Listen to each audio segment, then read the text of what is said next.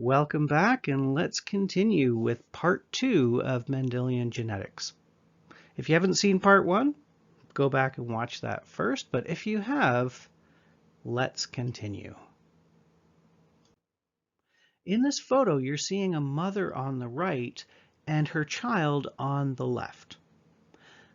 There is a noticeable difference here in skin color, and that's because the mother is able to make melanin, which is a dark pigment that's found in the skin and hair.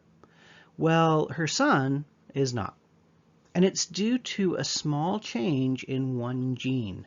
Remember that one gene codes for a protein, and in this case, we're talking about a gene that codes for an enzyme known as tyrosinase. And tyrosinase is needed to make melanin. So the mother, in order to have this dark pigment, would have to have at least one working copy of that gene so that she can make the enzyme. The son, however, has no working copies of this gene. We know that the son is homozygous recessive, so little a, little a. The mother could be heterozygous, big A, little a, and we'll talk about how we know that that is actually what she is. But she could also show this phenotype, this appearance, if she was homozygous dominant, big A, big A. We'll come back to albinism, and we'll talk about how we know the mother is heterozygous in a little bit. But before we do, let's take a look at some more examples. And I'll look at some really common examples that you might see in your textbook. If your textbook is a bit out of date, examples that you may have heard from your instructor, if your instructor is a bit out of date, but these are examples that are commonly given of Mendelian traits. Now, what is a Mendelian trait? A Mendelian trait is a trait that's pretty simple to trace because we're dealing with one gene and it has two forms, two alleles. Usually it has one form that's the fully working form and one form that is the broken form that doesn't work at all. In some cases, not as commonly, but in some cases we're dealing with one allele where the gene works normally and one allele where the gene codes for a protein that works too well, it does too much. So let's take a look at these examples, and as I mentioned, saying that they're Mendelian traits is not quite right, but I'll come back to why that is. Okay, so our first example here on the left is of something known as a widow's peak. So your hairline can be straight across, which is no widow's peak, or you might have this piece of hair that kind of points down in the middle of your forehead. That's known as a widow's peak. And here's some very exaggerated examples that are also really outdated that probably make no sense to you, but they make me giggle. Anyway, so we've got the widow's peak. On the other side, we've got something known as an attached earlobe versus a free earlobe.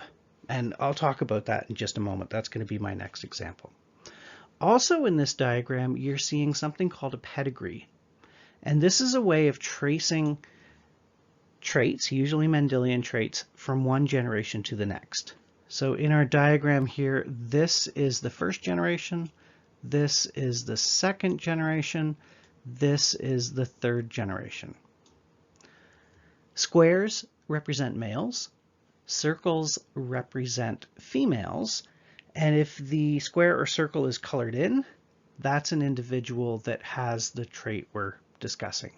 So if you have a widow's peak, it is determined by a dominant allele. Remember, that's one that can override the other allele. Your cells are diploid, so you have two alleles. For widow's peak, you can have this genotype, and please excuse my really poor drawing with the mouse here, or you could have this genotype. You need to have at least one copy of the dominant allele. If you do not have a widow's peak, which is the majority of people, then you have too little Ws. So that's two recessive forms of the allele. And a nice example here of a widow's peak on John Travolta back in Greece quite a long time ago before he made his big return to the big screen. But we have a dominant allele, and that's shown as an uppercase W. And then we have either a recessive allele or another dominant allele. Let's take a look at those earlobes now. On the left, what you're seeing is a condition known as an attached earlobe. The bottom of your ear is attached directly to the side of your head. On the right, you're seeing a free earlobe. So you have a little wiggly bit there that hangs down below the ear and is not attached directly to the head. And that's the more common situation. The free lobe is dominant. Now what that means is you have at least one dominant form of the allele for that gene. So you could have two dominant alleles, that would be uppercase F, or you could have one dominant allele and one recessive, and that is a lowercase f there. That would make you heterozygous. The only way to have the attached earlobe is to have two recessive alleles, so two lowercase f's. So for the symbol here, I've drawn this as uppercase F underscore. That's what we know about you without doing some genetic testing and taking your DNA and sequencing it or doing some other tricky stuff with it. If we just looked at you and we saw that you had a free earlobe, we know you have to have one dominant allele. We don't know what the other one is. It could be the dominant allele or the recessive. That's what the underscore refers to. And just before we go, and this is really, really nerdy, any Star Trek fans out there, if you watch the original old Star Trek with Leonard Nimoy, yeah, he had free earlobes, and then in the new Star Trek sagas, he did not. Someone made a mistake there. Okay, that's just too nerdy even for me. Let's proceed. Hand clasping. So don't even think about it. Don't look at your hands. Just put your fingers together and lay your thumbs down. Is your left thumb on top or is it on the bottom? What feels most natural for you? Well, people have suggested that this is a Mendelian trait, and for most people, the left is on the top. How about this one? Take a close look at your fingers. Take a look at the second finger, so the one that's next to your pinky finger. And then take a look at the space between your outermost knuckle and your second knuckle. Do you have hair growing there? This is a dominant trait. So if you have hair on the second phalange is the name for the finger bones, then you have the dominant form of a particular gene that's involved in the development of this hair. Let's pretend this photo wasn't simply photoshopped. Do you have a dimple in your cheek, like the woman on the right, or are your cheeks smooth? Dimples are the dominant form of this trait. What about a cleft chin? If you've got a cleft in your chin, that means you have the dominant form of the allele for a particular gene that is involved in the development of that little cleft in the center of your lower face. There's just so many of these. Can you bend back your thumb? Most people can't bend their thumb back this far. We refer to this as a form of double jointedness. Not too many people have this. If you have this, you have two recessive alleles for a particular gene that's involved in the development of connective tissue found at that joint in your thumb. And finally, let's take a look at your pinky fingers. So take your two pinky fingers and put them together. So line your hands up. Do the pinky fingers bend away from each other? This is a dominant trait. So if you have this condition, then that means you have at least one copy of the dominant allele, again, for supposedly a particular gene that is responsible for this particular condition. It's actually something I have. It's actually something everyone in my family has. The reason I've done all this is just to give you some fun examples of traits that you can look for on your own body. And they're all traits that have two forms. What I mean by that is you either have a widow's peak or you don't. Your pinky fingers either curve away from each other or they don't. You have hair on your second finger between those two knuckles, or you don't, etc. There's either one state or another. There's two possibilities for each of those traits. If you wanted to write out a genotype for all of those traits, this is how you would do it. And I've actually written out mine here for those traits just because it was kind of fun to do. There's three ways you can present this, and the one that we'll be using most of the time, because we're not looking at this many traits, is the one down the bottom. So what we can do is we can write something like this. Let's say you're heterozygous for two things. We could write that something like that. And note that normally we'll put the dominant allele before the recessive one if we've got a heterozygous condition like this. So it'll be big A, big B, little b. But I'm not too picky about that. Anyway, you can see that if we're talking about many, many genes, we could have a whole list of letters and they might all run together. And for some traits, instead of using a single letter like A, we might use two, so it gets really, really confusing. For all of these, wherever you see a space, like this, an underscore, what that means is just by looking at the person or the plant or whatever, we don't know what the second allele is. So we can tell if, let's say, it's something that requires a dominant allele. We know that they have at least one. We put that first. We put an underscore next because we don't know if the next spot is a recessive or a dominant allele. Again, any of these is acceptable for writing out genotypes.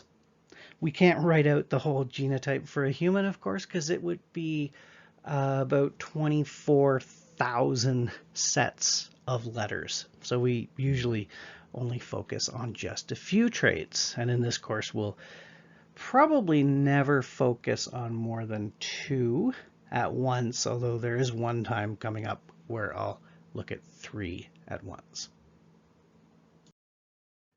Before we go on, one thing I forgot to mention, I said I'd come back to, those traits that we just looked at.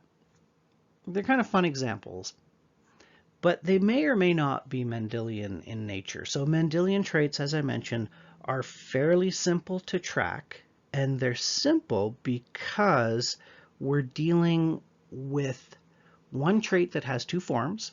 So like a widow's peak, you have it or you don't. That's good. And also they're caused by one gene with only two alleles. And in most of biology, most of genetics, for most traits, that's not the case.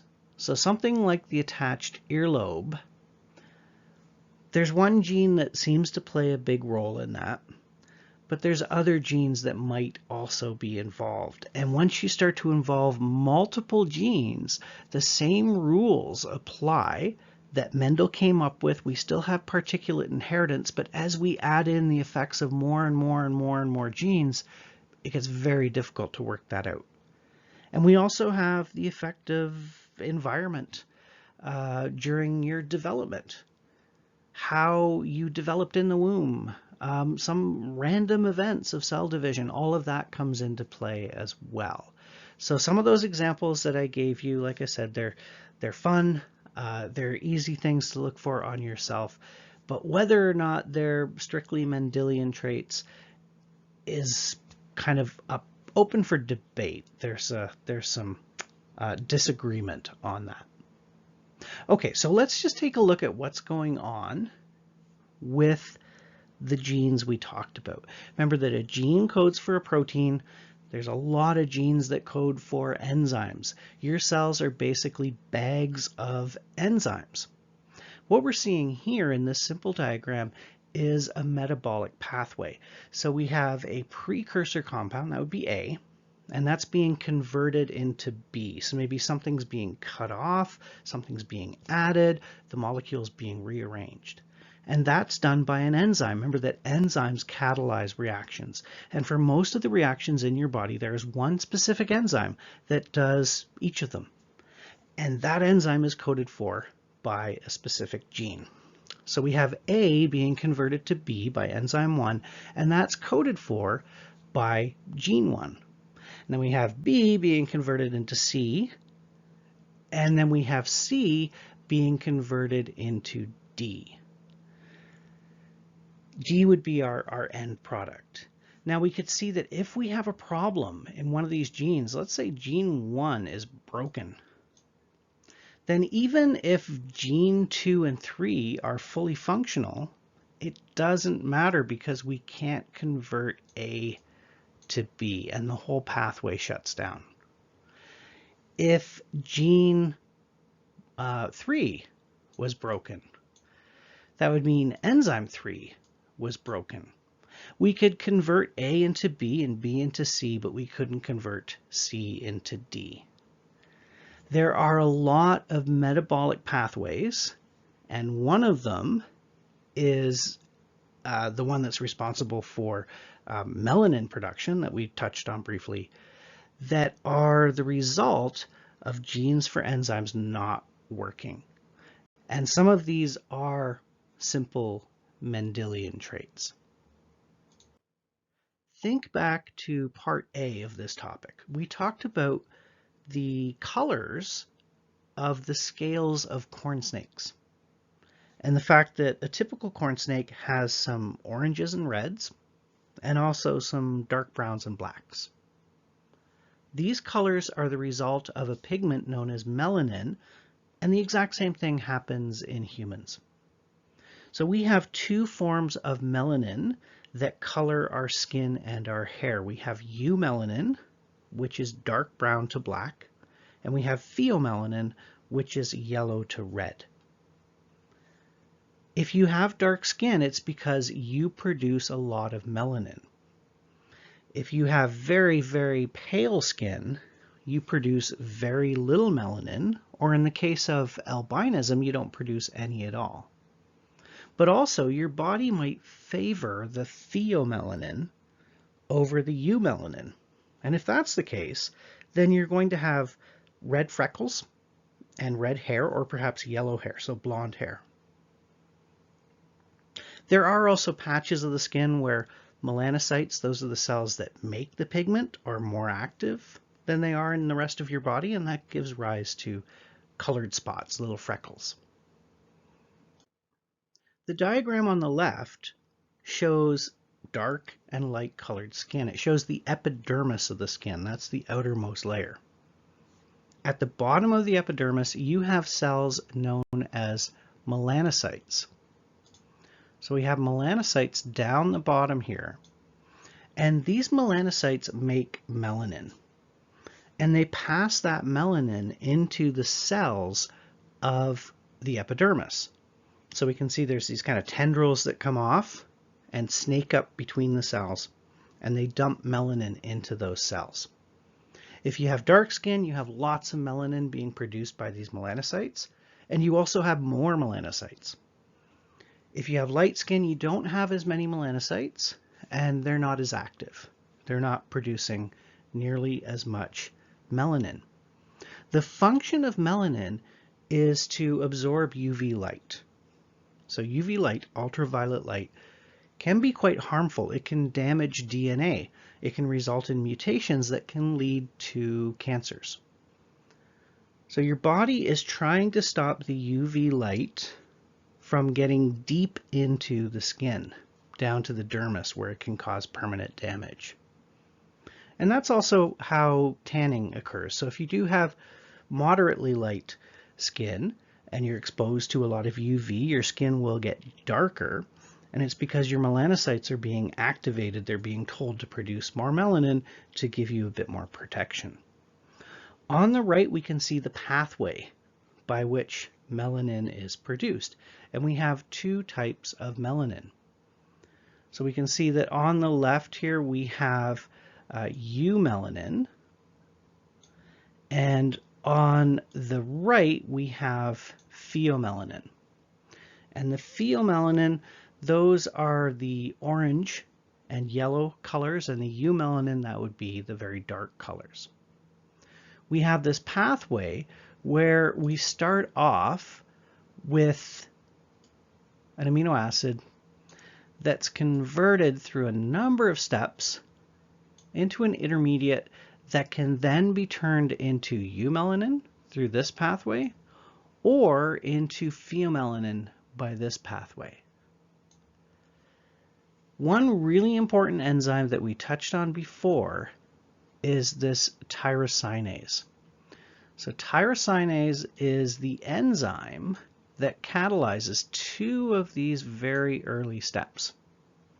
And if it doesn't work, if you don't have working tyrosinase, you can't produce any melanin at all because you don't produce that dope aquinone intermediate. Don't worry about the names of those things, but you don't produce that one intermediate that would then go into these two different pathways down the bottom. So you can't produce the dark browns and blacks. You can't even produce the reds and yellows. Now let's go back and talk about albinism in a bit more detail. So once again, we have the mother there, second from the left, of these children. We've expanded to look at her entire family now. And you can see that she's got 3 children that are albino and 1 child that has a skin coloration that's similar to hers. And we know that in the albino children, there is no active tyrosinase. They have 2 non-functional forms of the gene that codes for that enzyme. So their skin and their hair is very pale white. They're not producing those oranges or those browns or those blacks. We'll take a closer look at what's happening here by drawing some Punnett squares. A Punnett square is where we're taking the gametes, what's found in the haploid gametes, and trying to figure out what we're going to see in the zygote that gives rise to the offspring, the children. So let's pretend that the mother was homozygous dominant. She isn't, and we'll see why we know she isn't in just a second, but her genotype is big A, big A. And let's say that the father, and we don't know what the father looks like. I don't have an image of the father. We're going to try and figure out what genotype the father has. But let's just say that the father is heterozygous. So I've shown that in blue here. Big A, little a. What we can do is we can figure out what gametes each of them will make. So their cells are diploid, of course, but their gametes are going to be haploid. Remember that the products of meiosis are half the ploidy of the cell we start with. So we start with diploid cells, we get haploid cells. So for the mother,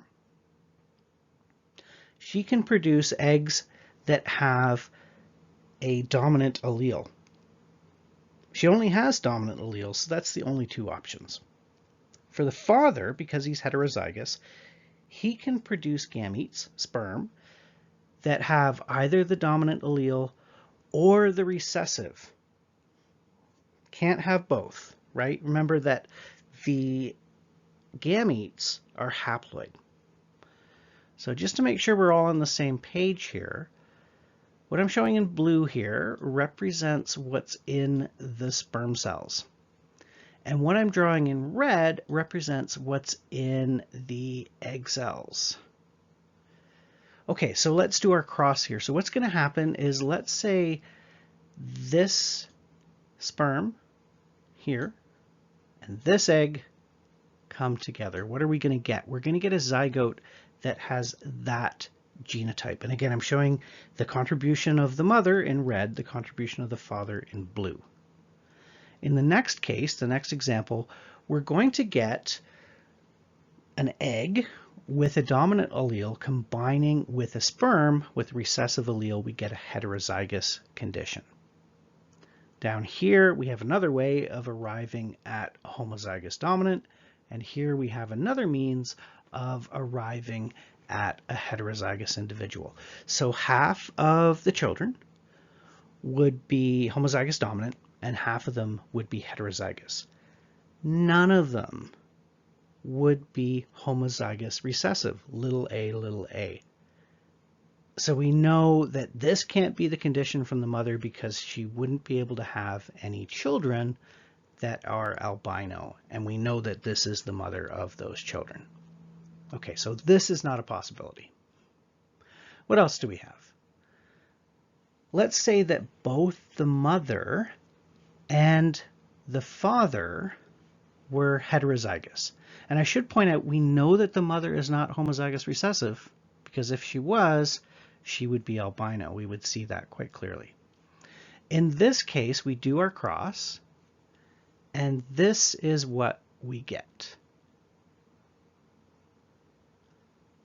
So we're going to get two individuals that are heterozygous, one individual that's homozygous dominant, and one individual that's homozygous recessive. The homozygous recessive, little a, is albino.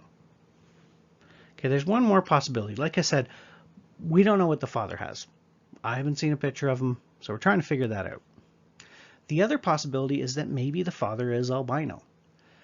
So in that case, we've got the mother being heterozygous. We know that has to be the case.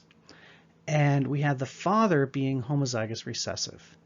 If we cross this, we get a heterozygous individual, another heterozygous individual, a homozygous recessive, and another homozygous recessive.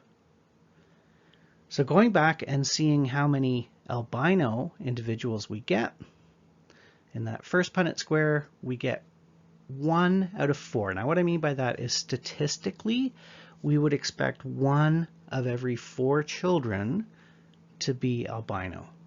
And down the bottom here, we get 2 out of every 4. So we would expect half of the children to be albino in that situation. Now we can't say for sure, but most of her children are albino. So we might be tempted to say that the bottom Punnett square is correct and that the father is albino. But keep in mind that this is a very small sample. We're just dealing with 4 children. You know that if you take a quarter and you flip it 4 times, it's not that crazy for it to come up heads every time. That's a small sample. If we wanted to be sure, we'd need a much bigger sample.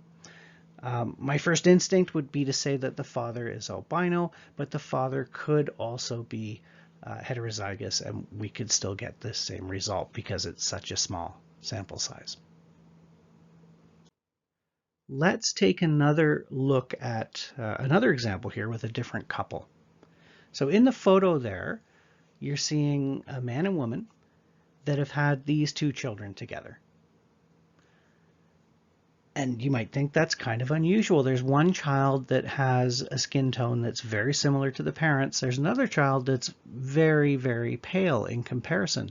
But look at that pale-skinned child, they have very dark eyes still. So what this tells us is that they're not albino.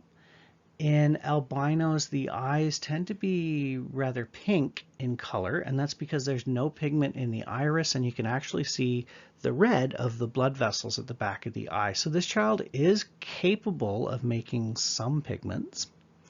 So it's not the tyrosinase gene that's directly involved here. Instead, we're dealing with genes that are skin specific and not eye specific. There are 3 genes that determine how active melanocytes are. Remember that melanocytes produce melanin, and your skin color is determined by how many melanocytes you have. That's determined by how often they divide, and also by how active they are. So there's 3 genes that control the proliferation of melanocytes, so how quickly they divide, also how quickly they migrate through the skin. And then there are also other genes that determine the rates of melanin production. So those 3 genes will determine, again, how many melanocytes you have and how active they are. And we're seeing a Punnett square here for those 3 genes.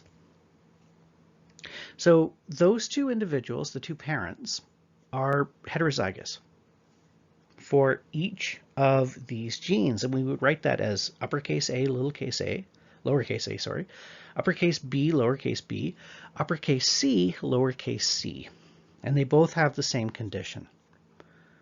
You can see that on one side there, on the right, I've written out the genotypes for the eggs, the gametes produced by the woman. You could do the same along the top for the sperm. In this diagram, they've just represented the recessive alleles as being light colored and the dominant alleles as being dark. So the dominant alleles are going to encourage the production of melanocytes and the production of pigment. You can see we get a huge range here. So most of the combinations will give us a skin tone that's somewhere in the middle, which is where the parents are, but we could get a child that's very, very dark if all of those alleles are working properly, or we could get a child that's very, very light if none of them are working properly. So basically, if you're very dark skin, all of those genes are working the way they should. If you're very light skin, those genes are broken.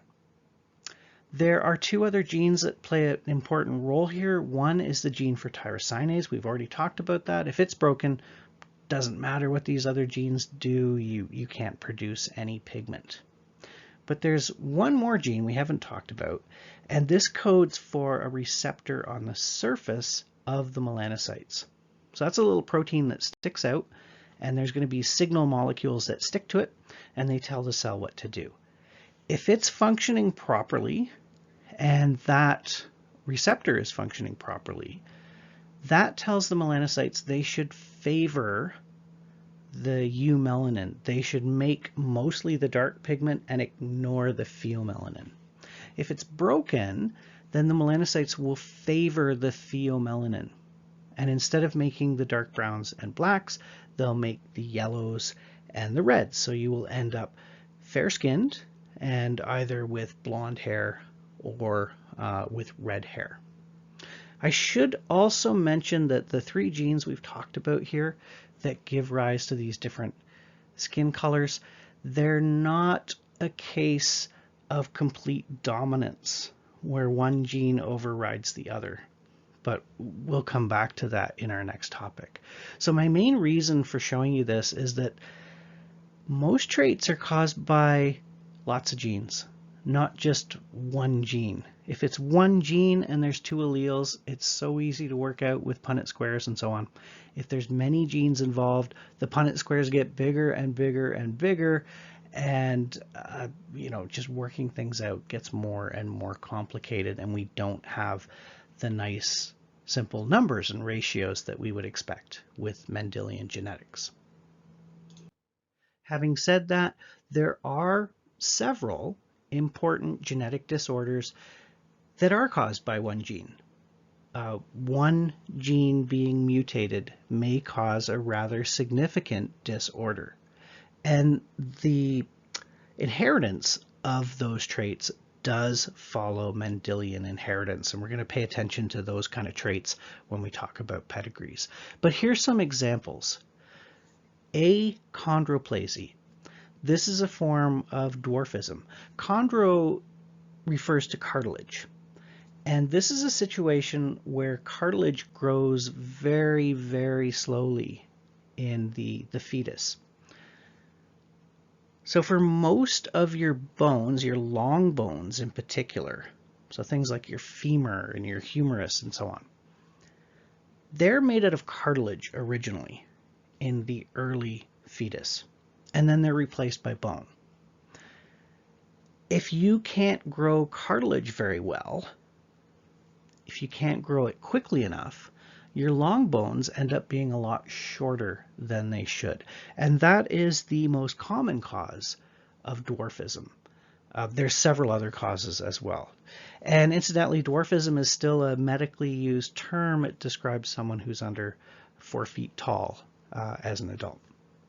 Cystic fibrosis. So this is a rather terrible disorder where your respiratory system makes a lot more mucus than it should, and the mucus is much thicker than it should be.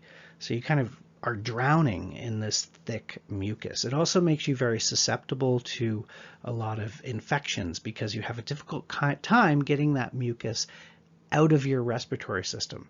We're constantly coughing up mucus, and it traps bacteria, and that's one way that we keep our lungs clean and sterile. It's more difficult to do that if you have cystic fibrosis.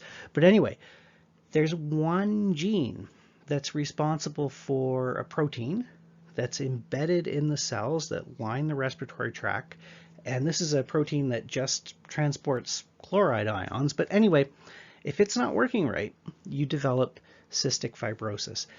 And it's a case where there's just one single nucleotide that's wrong in one gene.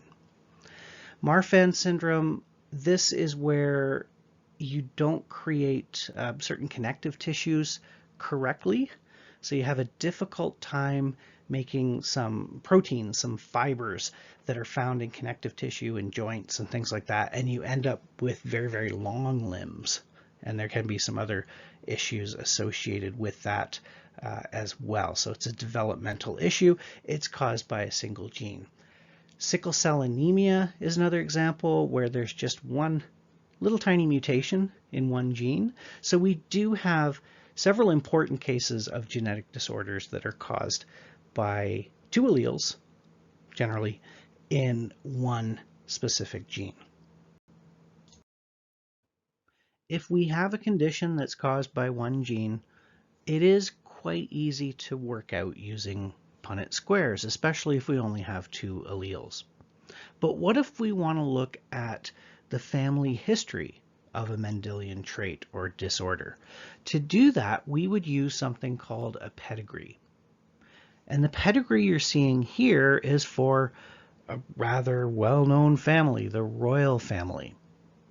And what we're looking at here is something known as hemophilia and how it's being transmitted through this family.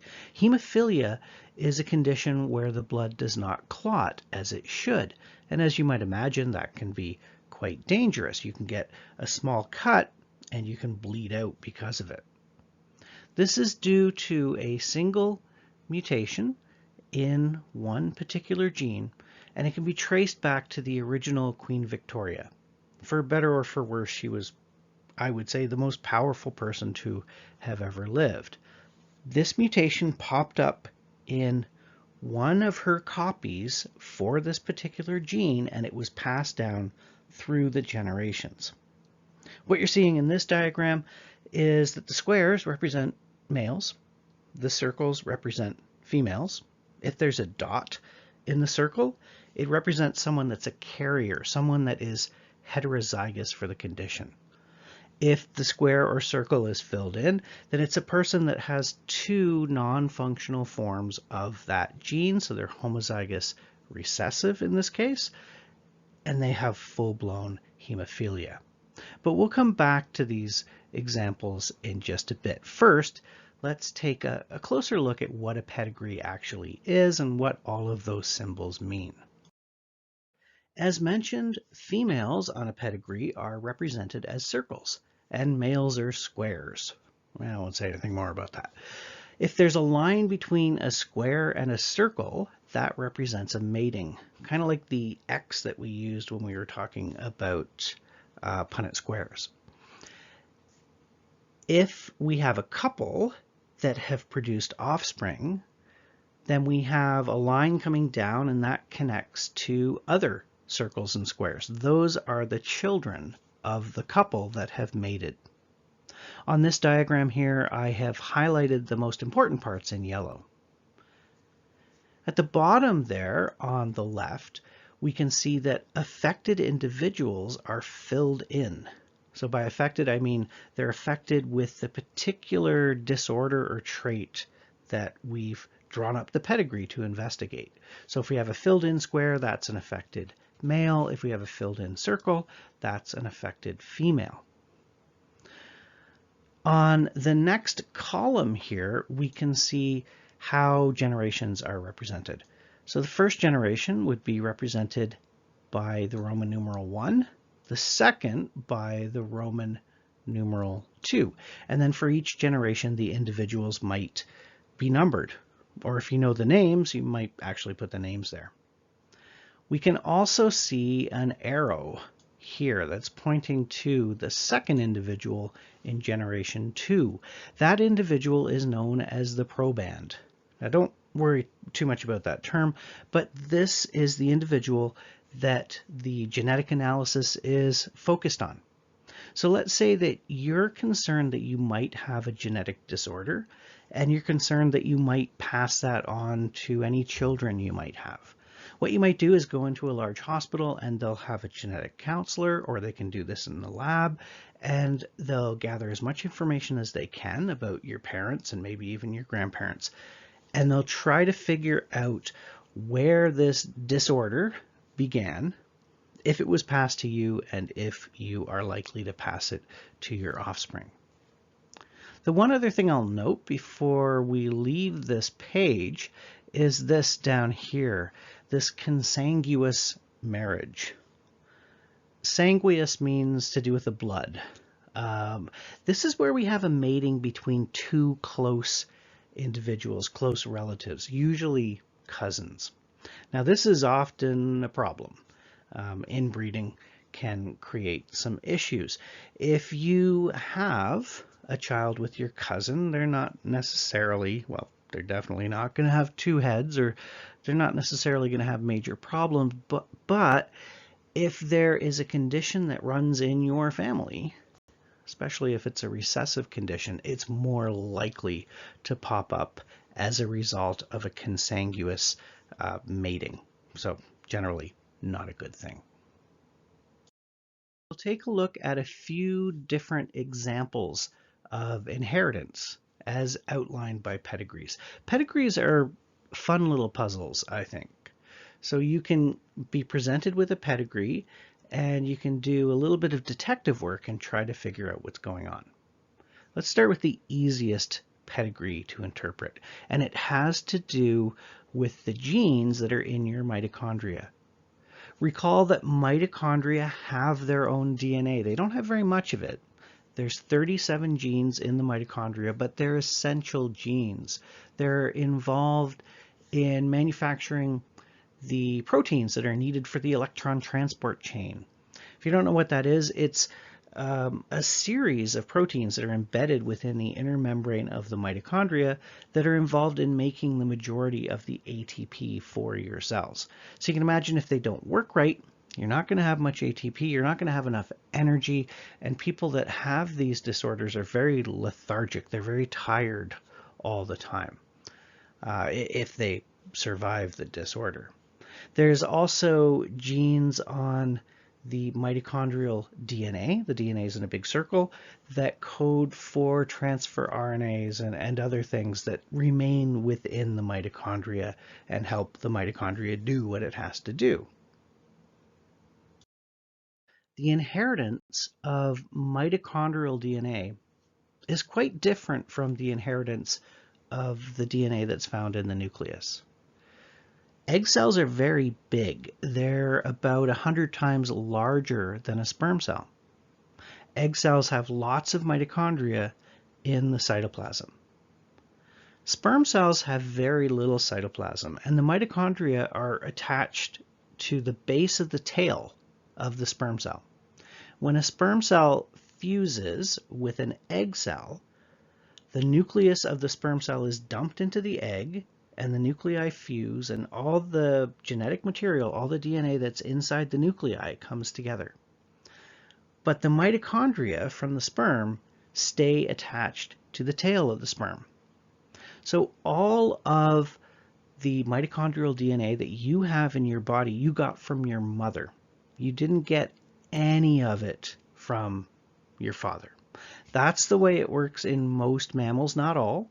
There's a few weird exceptions like bats, but for most mammals, like ourselves, you only get mitochondrial DNA from your mother. So let's take a look at this pedigree. We can see in the first generation that the mother is affected. So we're looking at some kind of disorder here that just affects the mitochondrial DNA. The father is not affected because that square is not filled in. Now notice that every single child in the second generation, whether male or female, is affected. And if we look at the second generation, if the father is affected, none of the children are affected because the mother, so this is an outside person, of course, that he is mating with, the mother doesn't have this condition. The fact that the father has a condition doesn't matter. None of the children have it in the third generation. But where the daughters of the original mother have the condition, they pass it down to all of their offspring. So it's inherited through the mother only. All of the offspring, whether male or female, are going to inherit the trait if the mother has it. If you see something like this, it's fairly obvious, and it tells us that only the mother is transmitting this particular disorder, which means it is on the DNA that's found within the mitochondria. Our next condition that we're going to look at is autosomal dominant transmission. So we're not looking at DNA in the mitochondria, we're looking at DNA that's in the nucleus. Autosomal refers to the non-sex chromosomes. Remember, you have 23 distinct chromosomes. 22 of those are autosomal, and then the other one is a sex chromosome.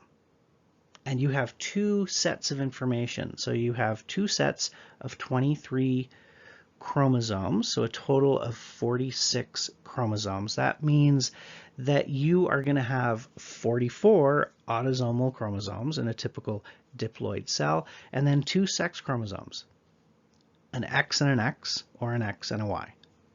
In most cases, we can have extras, but we'll talk about that later. So autosomal dominant, we're not talking about something that's on the X or Y chromosome. Dominant meaning that it's going to override the effects of a recessive allele. So look at this example here.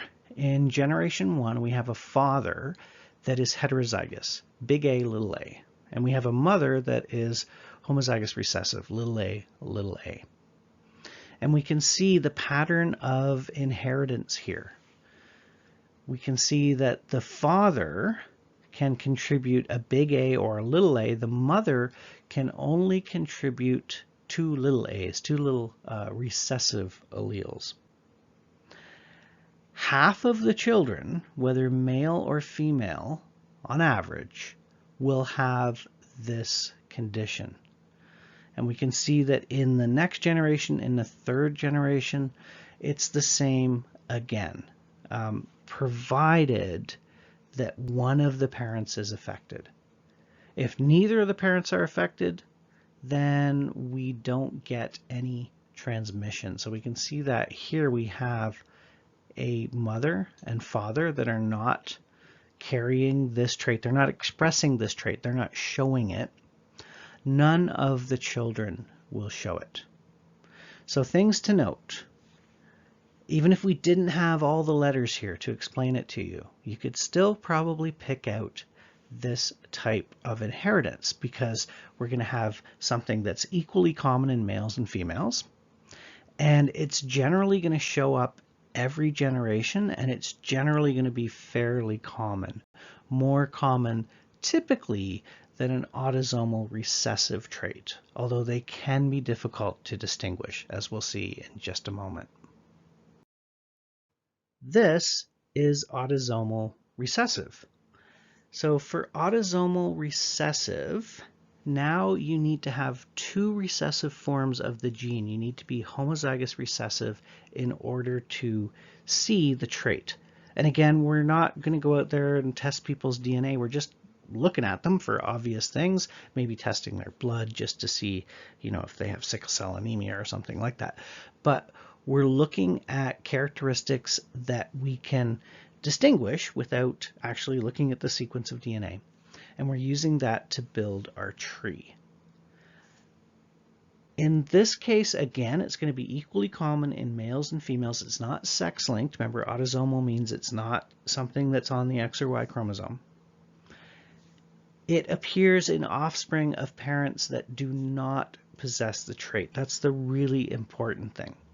So if we look at generation 3 here, number 5 and number 6, we can see that they don't show this trait.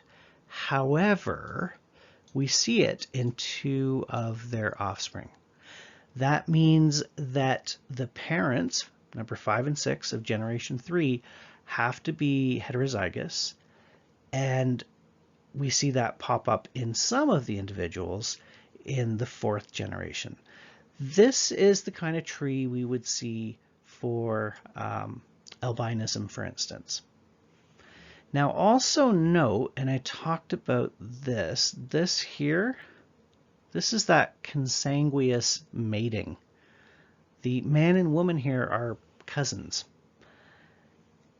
The whole problem, as I've mentioned, with marrying and having children with a cousin or other close relative is that if there are recessive problematic traits running in your family, they're far more likely to appear if there is one of these types of matings. If you're constantly breeding with people outside of your family, which is, the way it should work within a family tree, then you're bringing in different alleles, probably dominant alleles, and you might have a family tree that carries this condition, but it pops up very rarely. It'll pop up more often if there's inbreeding. It can be rather difficult to distinguish between autosomal dominant and autosomal recessive. Now, looking at this pedigree here, because this trait pops up so often, I would suggest that it's autosomal dominant. I know it's autosomal because it's found in males and females roughly in equal amounts. I would suggest that it's probably dominant because it pops up every generation and it's fairly common. But if you want to take a moment and have a close look at this and write in your own symbols, you can see that it could potentially be autosomal recessive. It's less likely, but again, we're dealing with a small sample size. Let's have a look at what happens with the sex chromosomes. So in the gametes that are going to be produced, we have 22 autosomal chromosomes.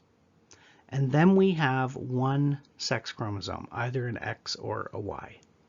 If we're talking about diploid cells, you are either XX for your diploid cells if you're female, or XY if you're male. You can have extras, extra X's, extra Y's. We might talk about that later, but we're going to ignore that for the moment. The X chromosome is absolutely essential. You can't live without one. There's about 1,000 genes on there. The Y chromosome, you don't need to have a Y chromosome. If you don't have a Y chromosome, you develop as a female. So when it comes to development, that's the default pathway. If there's a Y chromosome present, there's one gene on there that tells the gonads to develop into testes instead of ovaries, and then the testes make testosterone, and that brings about changes that we associate with maleness. But you don't need to have a Y chromosome. When we're talking about sex-linked traits, we're almost always talking about something going on the X chromosome. Okay, so let's take a look at a cross here between a female and a male, and I've color-coded them again. So the female is red, so we can see her contribution, and the male is blue, so we can see his contribution. The female is XX. We're looking at one particular gene on the X chromosome. We write that as a superscript. So this individual is heterozygous for that particular gene. So they're X big A and X little a. The male has only one X, and this male just happens to have the recessive form. And then the Y. Now what happens when these individuals make their gametes? The female is going to make eggs, of course. Each egg is only going to have one X. So one X is going to be the dominant form, one is going to be recessive. The chances of the egg being either dominant or recessive are 50-50. With the male, he's going to have sperm that contain an X that's recessive. That's the only X he has. That's 50% of his sperm. The other 50% are going to have a Y. You can see down the bottom here of our Punnett square, when we're looking at our offspring, our children here, half are going to be female, so half will have the X and X. Half are going to be male because they'll have the X and the Y. Now let's say that this situation we're looking at is one where having a recessive X and only one recessive X is a bad thing. Let's say it leads to color blindness, for instance. That's a trait that's carried on the X chromosome. Now, if that's the case, and we're looking at this to see who doesn't have the dominant form of the X, we can see down the bottom here, we have one female and one male out of the group that are missing the dominant form of the A gene. So they're going to have a problem of some sort. Now, if we're talking about a sex-linked recessive trait, it tends to pop up more commonly in males, because males only have the one X.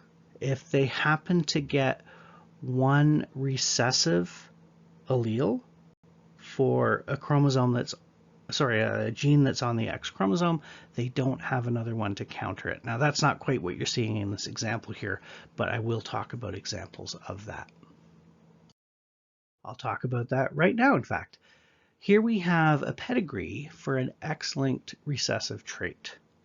We can see in the first generation, we have a female that doesn't have the recessive allele at all, and we have a male that does.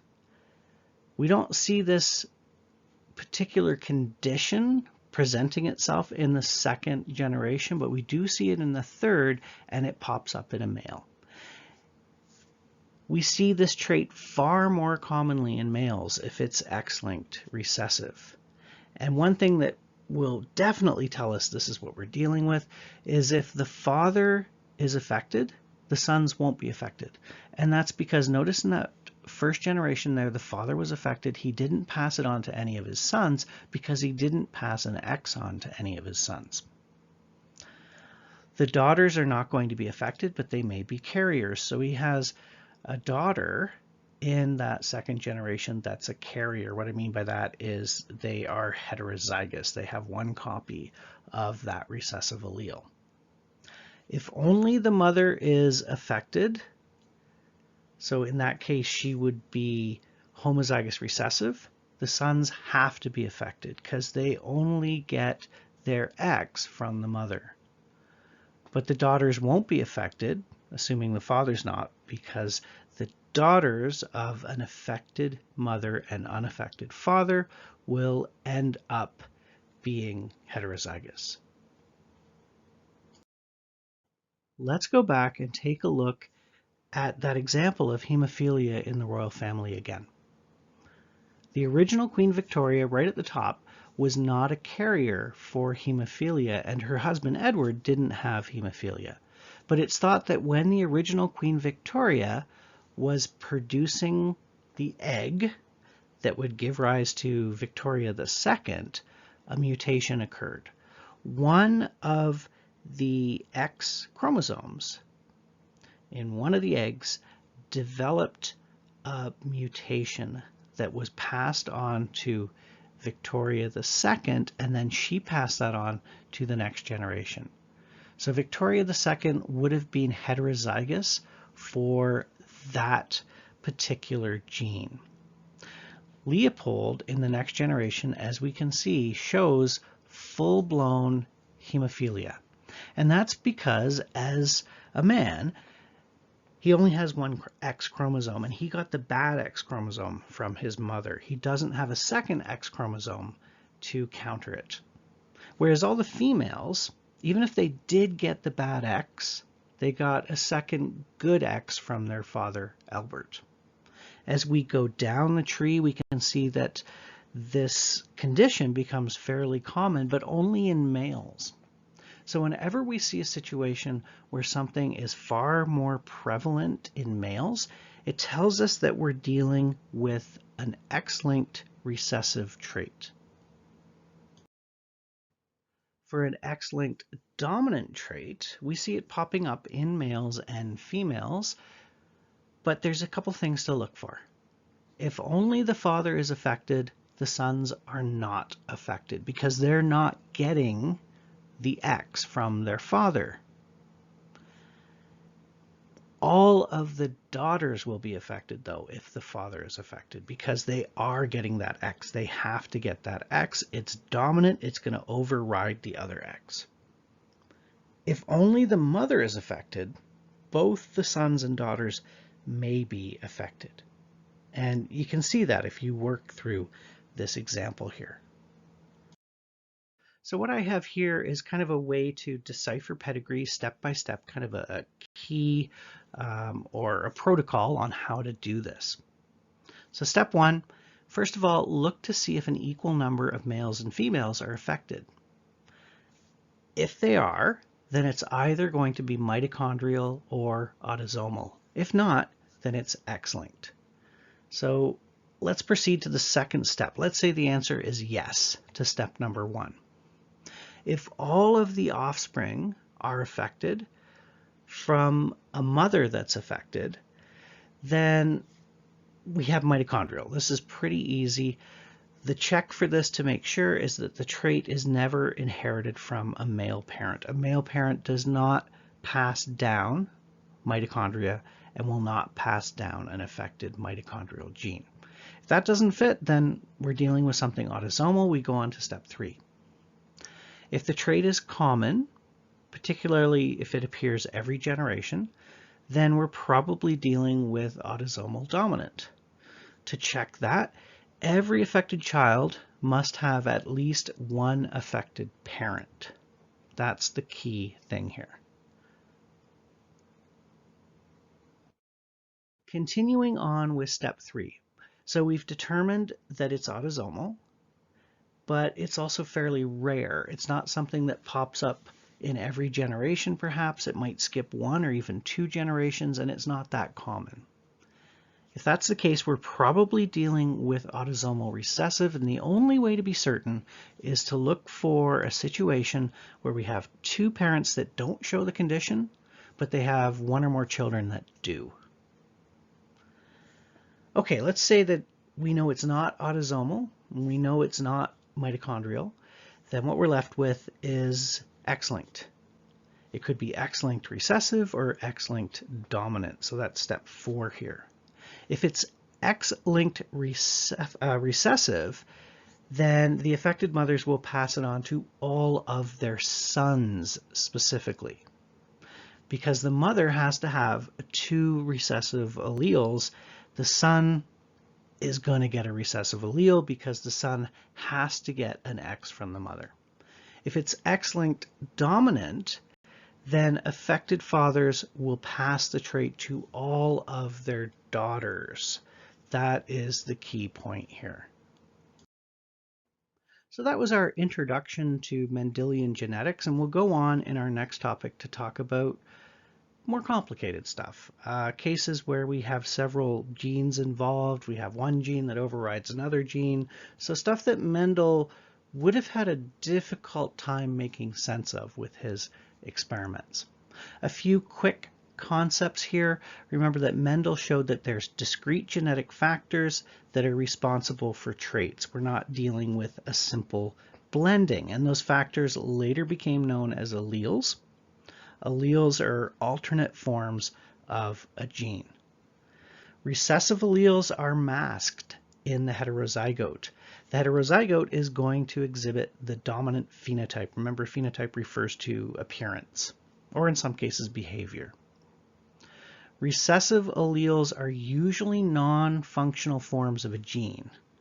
And to be technical, a non-functional version of a gene is referred to as a null allele. Null meaning nothing, it doesn't work, it doesn't do anything. Continuous variation of traits is more common, and we'll talk about that in our next topic. So what I mean by that is if we're talking about blood type, you're either one thing or another. That would be discontinuous variation. If we're looking at your height, we compare you to your siblings, we compare you to your classmates, there's a continuation there, that's continuous variation. You should know Mendel's two laws, and you should know the events in meiosis that account for those two laws. So account for how alleles are segregated and how they're segregated independently. You should be familiar with the outcomes of Mendel's crosses, so what kind of ratios would we expect to see from certain Punnett squares. A monohybrid cross is where we're dealing with just one gene. So we have alleles of one gene. A dihybrid, we're talking about two genes. So remember, with the monohybrid cross in the F2 generation, we get that 3-to-1 ratio. In the F2 generation of a dihybrid cross, we get a 9-to-3 to 3-to-1 ratio. You should be able to draw Punnett squares and solve problems like the ones that I'm going to give you, and be able to write a genotype for a specific phenotype using the correct nomenclature. Nomenclature just means the correct way of naming things and writing things down. For pedigrees, you can follow the steps that I've outlined just now. They work quite well for trying to figure out what we're seeing, what kind of mode of inheritance we're seeing. Think of it like a fun puzzle. Hopefully you find it kind of fun. But remember, you'll have to work through it, and if it doesn't work out, go try something else. Try another possible mode of inheritance. And what you can do is you can write in your own symbols, like big A, little a, I think it's little a here, and so on. Write in some of those symbols, see if it works. If it doesn't, go back and try another hypothesis. A pedigree is, of course, a chart that shows kind of the history of inheritance within a family with respect to simple traits. Pedigrees can be used to determine the mode of inheritance, and we'll always be talking about Mendelian traits when we're drawing up a pedigree. So things that have a fairly simple pattern of inheritance, things that follow one of those 5 patterns we just talked about. Be able to pick these out on a test. So again, the ones we talked about: autosomal dominant, autosomal recessive, X-linked dominant, X-linked recessive, and mitochondrial. Finally, as always, here's some terminology, here's some terms for you to focus on.